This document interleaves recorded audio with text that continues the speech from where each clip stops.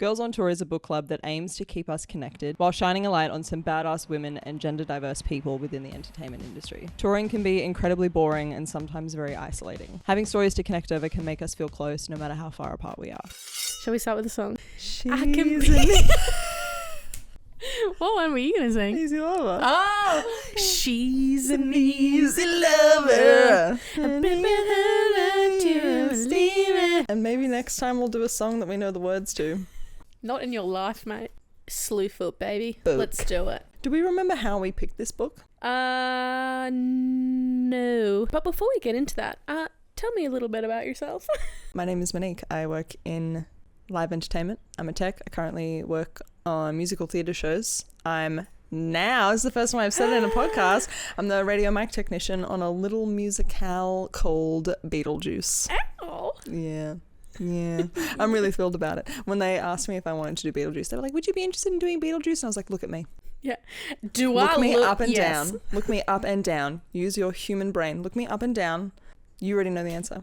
And if you don't, you're playing yourself. I also keep my sanity by reading books because it is the most grounding thing in my life, even though I traumatize myself a little bit through reading. I'm not going to lie. Especially lately. I'm reading a lot of horror. Anyway, that's who I am. That's what I do. And we yap about books. That's what we're here for, babe. I'm Baby. I am a marriage celebrant.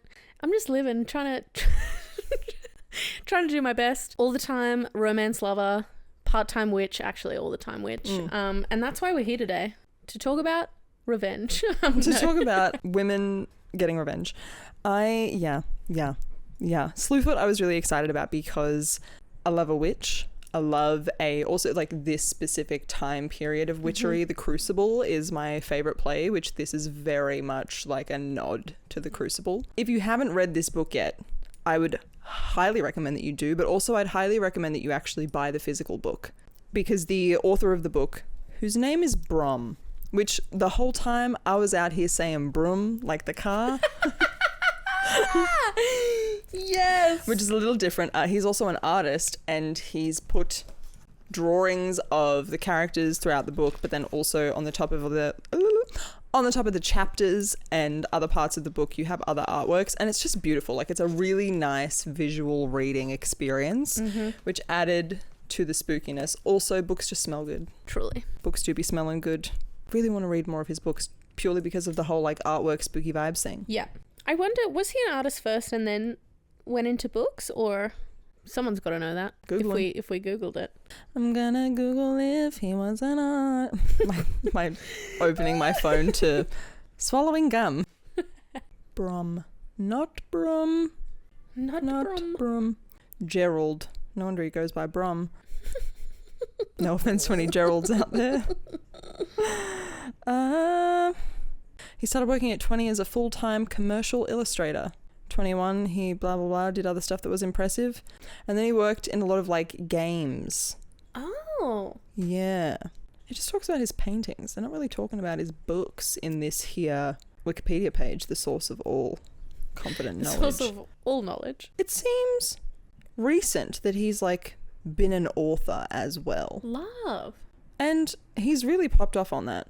The Child Thief in 2001 was his first book. Oh my god, it's described as a dark fantasy novel retelling the stories of Peter Pan and the Lost Boys.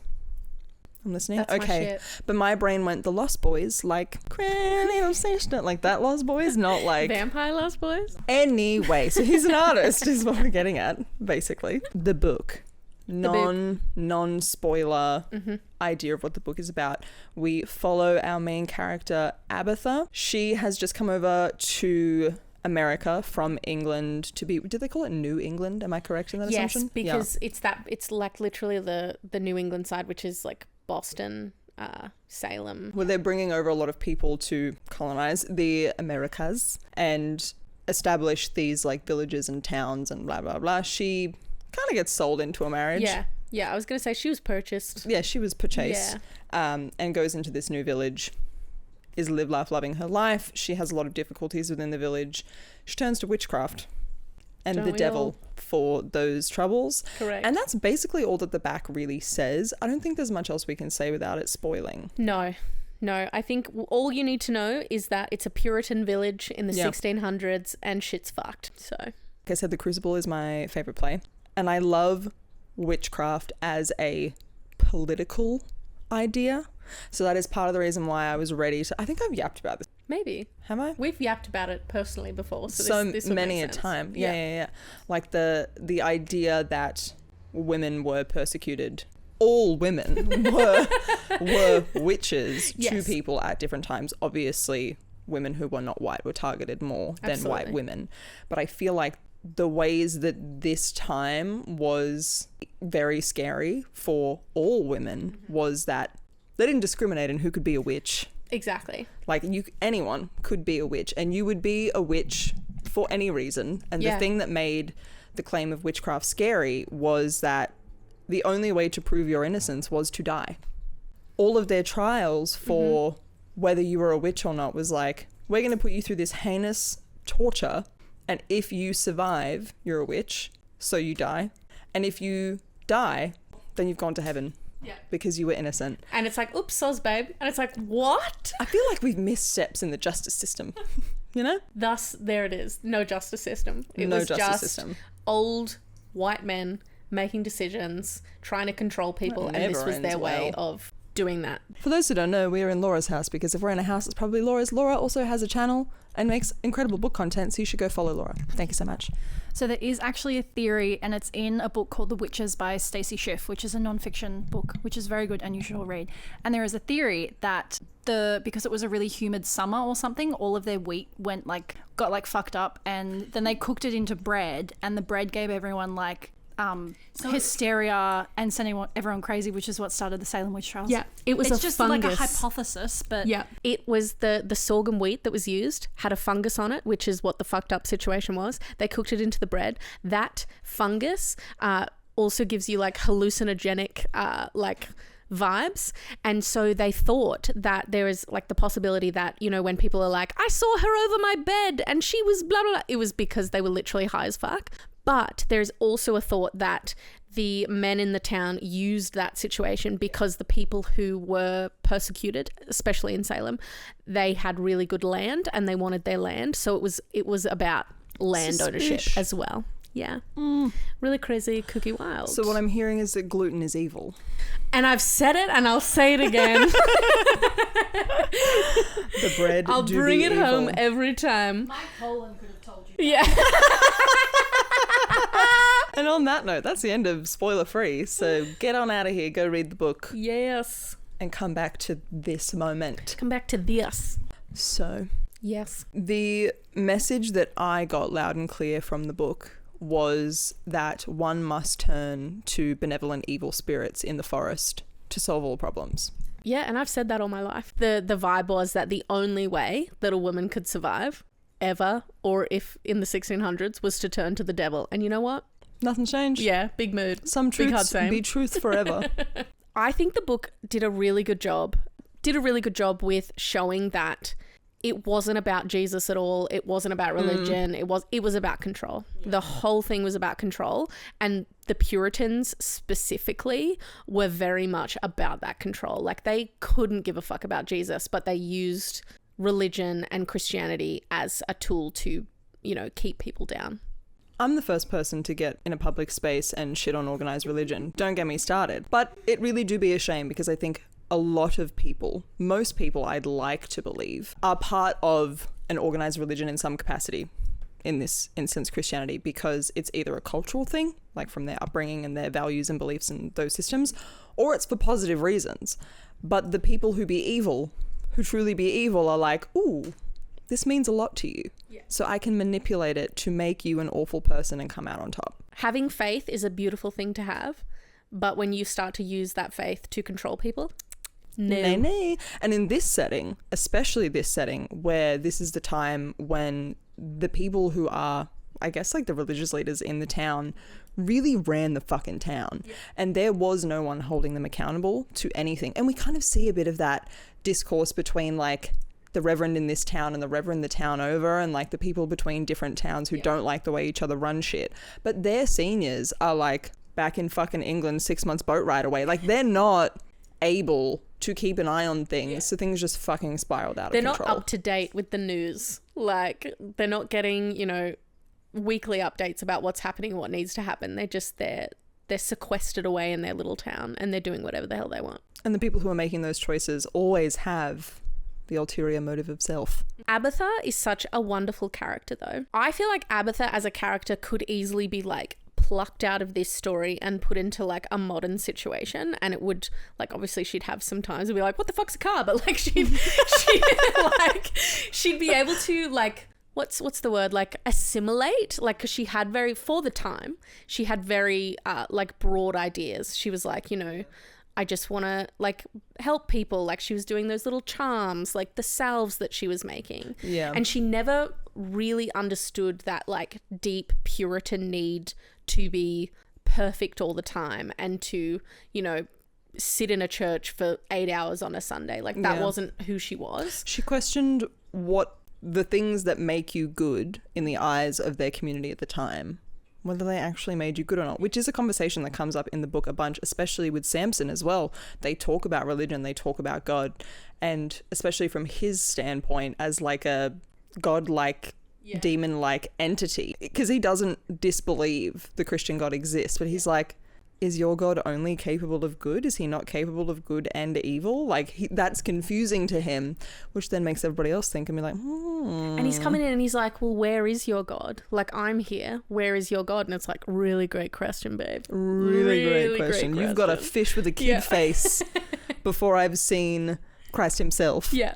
And then it turns out that Samson, he's basically like the masculine version of Mother Earth, right? Like, he was created by Mother Earth to, you know, look after the animals or whatever and protect the little like the creatures land. in the forest and stuff. Yeah. And then they think he's the devil, which, hot.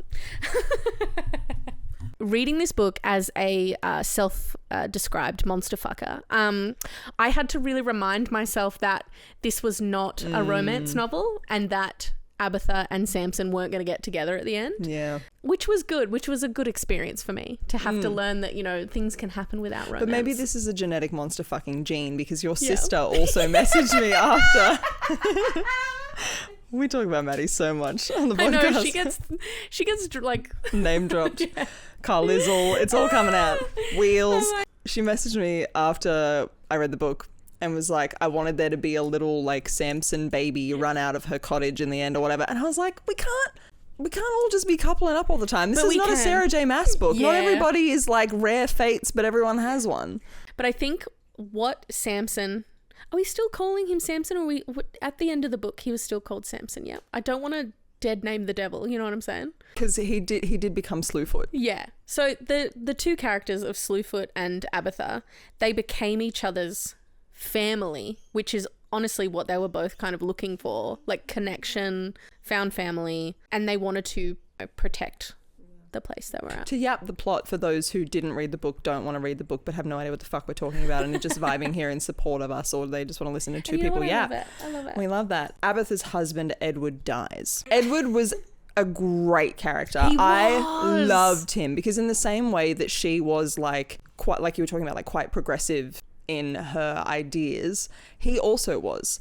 There's so many parts of the book where people are like, tell your wife to shush and mush, like that kind of shit. And he's like, stop that in public, because he knows it will be dangerous for her. But in private, he's like, you are my brain cell. Yeah. Thank you so much. I love you so much. You are so good to me. You make my life so much better. Yeah. You have nothing but equal power in this house, but I need to be able to protect you outside of it. So can you just like, give me everybody so much? But he was such a great husband, and they had such a like genuine love for each other, or were growing to have it, because it wasn't a love match, obviously. Yes. Oh, I loved him. And he would draw nudes of her, which I'm like, oh my God, King, pop off. Yeah. Yeah. Like, oh. And he really, all he wanted, again, was connection, and he wanted family, because his family was so shithouse. Well, his brother was shithouse. His brother was shithouse, His brother, Wallace. Yeah. Wallace, after Edward dies, within their community, that means that she is entitled to his land, but there was already like a land dispute going on, because Wallace, the older brother, had separated, or he'd offered up the land that his father owned, which he now owned as an elder sibling, he'd offered it up to clear debts with someone else for some fucking reason. And Edward was like, whoa, whoa, whoa, whoa, this is my portion of the land. Why are you offering mine up and not your own? And the guy was like, well, it's going to be fine, so it doesn't matter anyway. Meh. Bit shithouse. So then once Abatha is the owner of the land because Edward has died, it all gets a bit fucky. It gets very sus. And Wallace wants Abatha out. He doesn't like her. He doesn't like how many opinions she has. He doesn't want to deal with her. Hates her. Causes a lot of problems in her life. And that's kind of where her issues start. Other than like being a grieving widow. Other than that. But trying to keep the land because also she's got no one here. Yeah. She has no family. They're all back in England. It's just her and her husband. And then he dies and she's left in a community that doesn't like her and are suspicious of her with a brother-in-law who's quite literally out to get her. Not only is she like already an outsider to this community, their farm is literally outside of the community. So it really alienates her. And so they don't trust her anyway. But now they're like, what are you doing out on your little farm, huh? You worshipping the devil? And it's like, yeah, kind of. Trying. But that's the thing, like they hate her before she actually starts to do anything that they would perceive as bad. Yeah, she's just trying to get her shit together. The charms and the little potions and stuff that she does make were passed to her from her mother because her family were witches, let's be honest. They were witches. Not everyone was a witch though. It was like folklore kind of, like, what's the word I'm like looking for? Healers. They were basically like things that people used forever before organized religion was the answer. Like little like tinctures of things that you know that you can make to heal a thing, salves, those kinds of things that were then perceived as witchcraft once organized religion was meant to be the great be all and end all. Yeah. That's what she was doing. That's what she was working with. People in the town were engaging in it. Like women in the town were buying from her. They were asking her for help. But the moment that she starts getting accused of stuff, they're like, she made me a cream once. Yeah. She's the devil. And that's exactly how it happened in the Salem witch trials, is that as soon as someone was accused, everyone else around them would try and like separate themselves as fast as possible by accusing them even further. Because if you were seen to be in cahoots, then you're a witch too. Then you were also a witch, which we do see in this as well, because Goody Carter, yes, right? Yeah, she is also accused of being a witch by association. And again, the only way to prove your innocence is, or you could throw someone under the bus, which is what they're asking her to do. They're like, you know, tell us that she lured you to the devil and blah, blah, blah. And she's like, no. Because she didn't. I would never be like lured to the devil, blah, blah, blah. Yeah. Yeah. And can I just say something so real right now? And this might just be me. This might just be me and who I am as a person. But if I was alive in the 1600s and someone accused me of being a witch, super fair, definitely probably was, like would have been if I was alive in the 1600s, I'd be taking every single other person out. I'd be like, oh, Sarah down there? Yeah, I saw her like getting busy with the devil. Oh, George? Yeah, he told me where the devil is. I'd be throwing everyone under the bus. I'm going down. I'm taking all of y'all with me. Like, the Reverend, yeah, he told me where the devil's book was. I saw it in his house. Like, I'd be taking them all down. Yeah. I did think about this because I was like, why not just accuse? But then they'd be like, the devil's working through it. I'm like, crazy. Now it's working through me, but when the other people are accusing me, it's not the devil working through them. Crazy. Yeah. There's no way out. Like once you've been accused, you're fucked. It's going to be on you forever. And even they're like, just confess it. Just say it and we'll let you go. And I'm like, you're not going to do that. Yeah. And also like, and this comes up in this book with Goody Carter, who I just said, so why did I forget her name?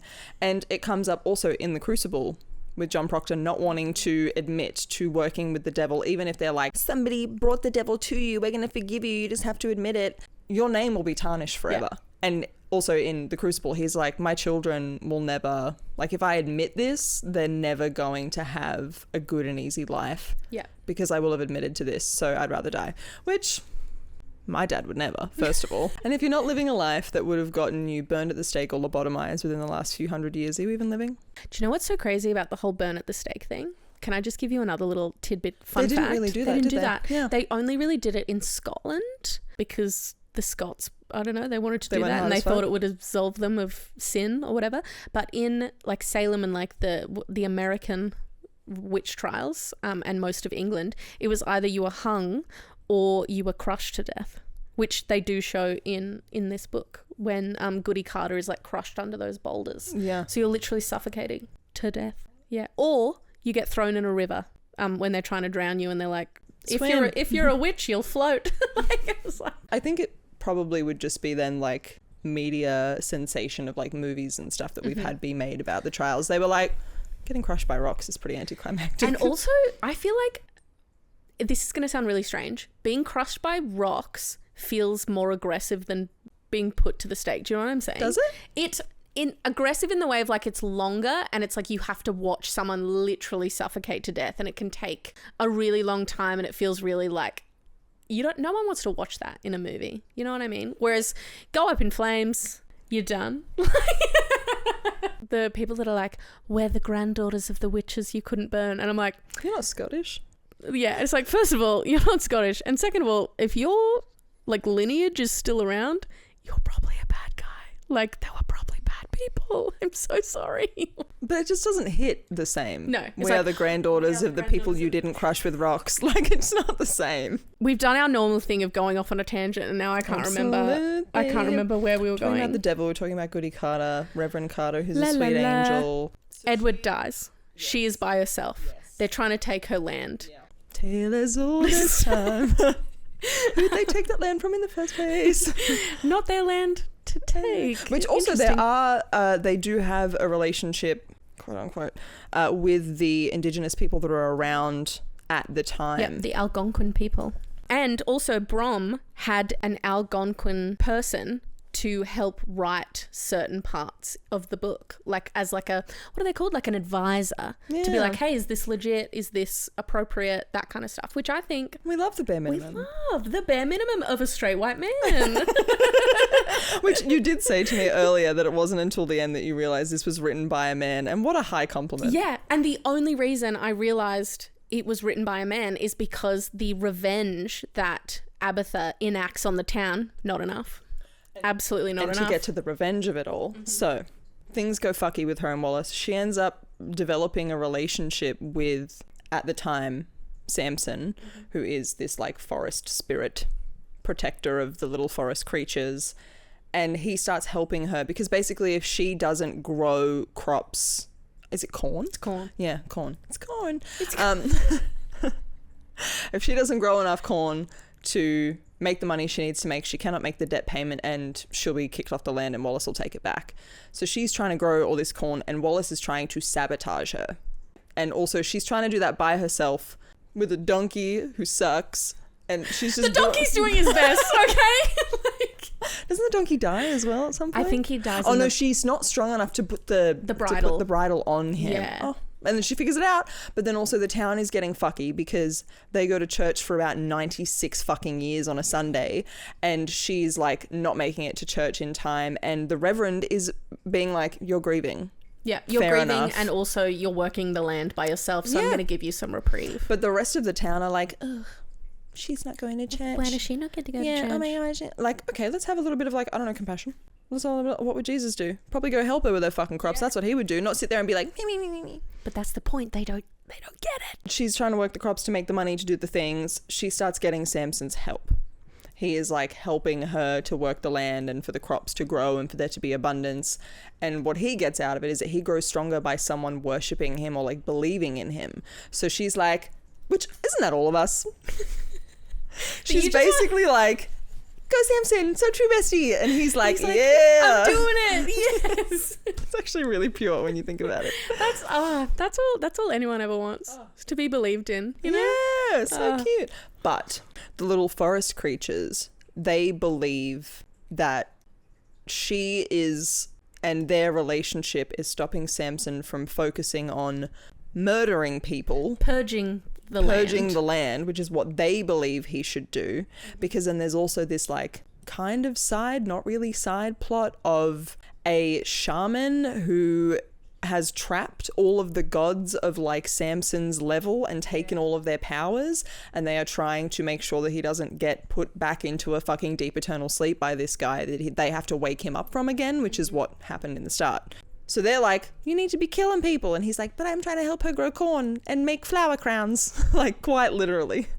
I just want to make some flower crowns. He's just a guy. He's just a little guy. He just wants to flit through the forest with the wolves. He wants to run around. Yes, and he does. And he just wants to live, honestly. Wallace starts to then be like, yeah, she can't be doing this on her own, because he's actively trying to sabotage her. So when it's not working, he gets suspicious. And he's like, what the fuck's going on? So then they come to burn all of her fucking corn. Well, originally they tell the two Algonquin men, they're like, you can take the corn, you can have it. So they lie to them, and then they're like, actually, we're going to burn it down. And these guys are like, we don't want to burn anything down. We were told that there's free corn here. What's going on? Yeah, so it's all they're manipulated secrets and as well. lies. Yeah. And things like that just keep happening. Like they keep fucking up her life and sabotaging her, and it's all getting fucked. She gets accused of being a witch. Goody Carter is accused of being a witch by association because she defends her, and because Abatha heals her daughter when she's really, really sick. And she was like, no, it was a salve that her mum used to make. It's literally medicine. And they were like, witch! No, we don't like medicine here. Absolutely not. So she gets accused as well. It's all going to shit. Samson gets captured by the shaman guy, which is not a good vibe, and the little woodland creatures are like trying to save him, and they're like, he gets told by the little creatures are like, hey, your girl's in trouble. She's not having a good time. They've accused her of being a witch. They're about to kill her. I watched the start of Moana 2 last night. It's a very similar plot. Okay. Now he's trapped. And he's like, I need to get to Moana. She comes and saves him. Not really that the same, but I did just think about it. So then he comes to basically to save her, but during that time she's like been strung up by her feeties. All her blood's going to her brain. Yeah. Yeah, then they enact her revenge because she's like, oh, you wanted a witch? I'ma give you one. Quite literally. Yeah. She's at like a crossroad between like, you can either die or you can doesn't like Mother Earth, his god, kind of give her an option of like, you can do that, but you're going to become a witch, basically, with little goatee legs. Yes. She no longer has little feeties. She's got little hooves. Yes. There's like, because which is my dream. This is her, but then she ends up with hooves. I'll put the photo in so you can actually see it. Like there's inside the book, some of the drawings is you get a drawing of Abatha, and then in the end you get a drawing of the witch, which is her like final form. And you also get Samson, who becomes Slewfoot. Whoa, crazy. And then they enact revenge on the town. Yeah. She also says the iconic line of, if it's a witch they want, it's a witch they shall have. Whoa. She was just trying to grow fucking corn. Yeah. And look what they get. And then she goes through the town and kills everyone. As she should. She could have gone harder. I mean, he choked on bugs. What do you mean go harder? Look, he deserved worse. True. And more. I do love how much fear she enacted in them, and it was kind of like a really like a beautiful like reckoning moment where these men, mainly the men, had been, you know, using fear as a tool this whole time, and she was like, oh, you want to be afraid? I'ma do your own game better. Here's why I can sit comfortably with the lack of complete and total destruction of all the people in a really violent and aggressive way, is because that's the difference between her and them.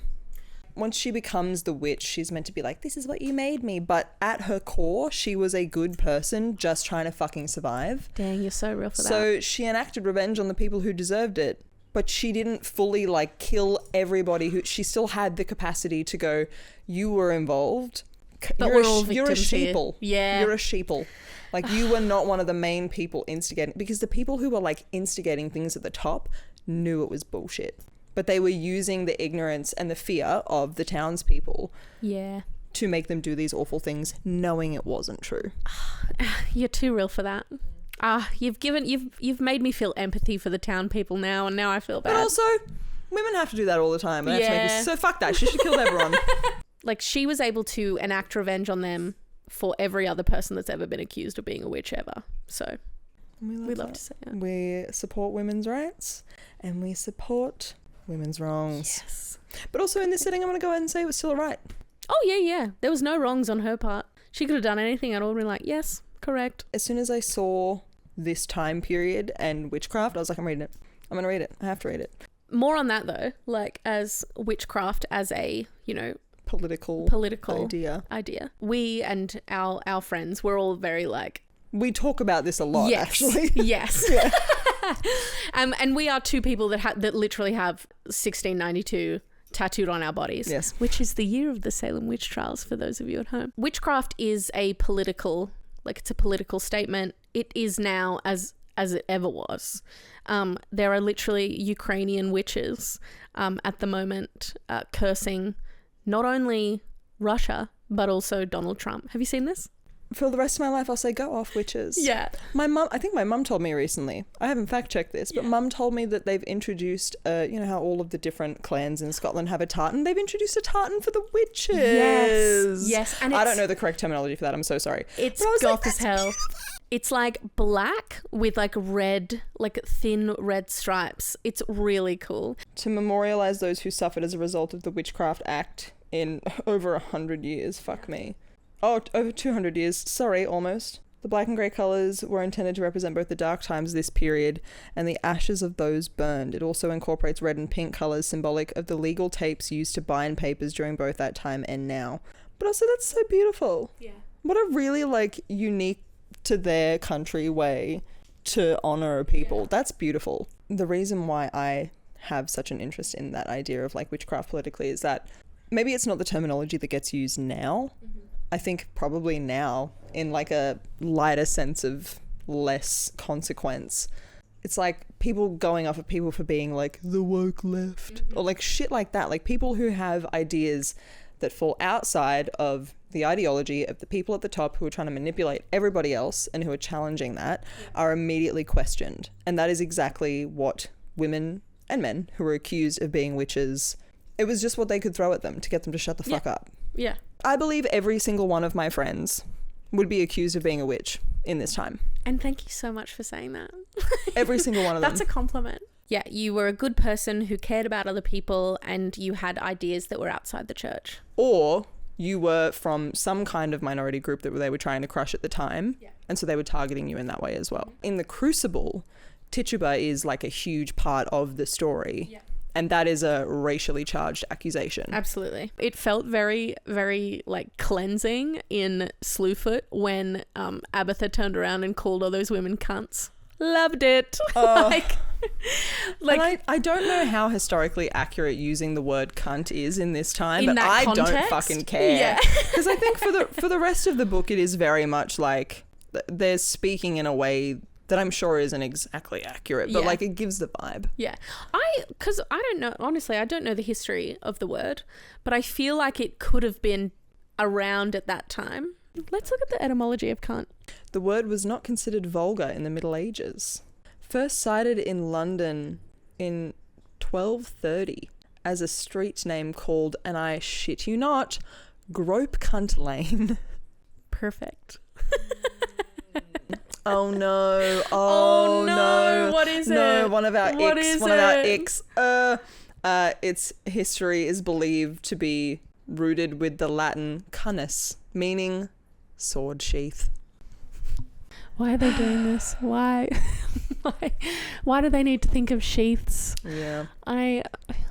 Yeah. Oh, but this Seriously. Is cool though. While vagina is used more commonly in colloquial speech to refer to the genitals of people with vulvas than cunt is, its origins are defined by its service to male sexuality, making cunt, interestingly enough, the least historically misogynistic of the two. Interesting. Yeah. And then when did it become like derogatory? In Shakespeare's era. Oh my god. That makes it absolutely accurate then, because they said that the meaning of the word started to fundamentally shift during the dawn of the Christian doctrine. Perfect. So she used it correctly. And did you ever expect that in a book club episode about a girl who becomes a witch, we would end up doing a full exploration of the etymology of cunt? Knowing us? Yes. Tell us what you thought about Slewfoot, because as someone, I don't know, like, was the rage enough? Yeah. Was the revenge enough for you? Like, as two people that are really into witch trial-y shit, maybe it was just like very well designed this was for us. Into our niche special interest. Yeah. So I'm hoping that it translated to other people as well. So I wanna hear the vibes. And if it tells you anything, go worship the devil and good stuff will happen to you. Or bad stuff will happen to those you hate. And that's just as good, to be honest. And that's just good. Yep. Also, I love corn. So if you just wanted to like make me some corn, that would be delish. I'm trying to think of a song that fits this vibe. She's a witch girl. That's it. See you next time. If you haven't already shared them, we need to hear your thoughts on this month's book. In order to have spoiler-free chats about the books that we're reading, we are using the book club app Fable. It's free, it's quick and easy to make an account and keep up to date with the Girls on Tour book club. There are 2 separate book clubs, one for the non-fiction book and one for the fiction books. Make sure you head over to our Instagram, TikTok and YouTube page at the start of every month to see what book is coming next. Thank you for listening and thank you for watching if you're watching this on YouTube.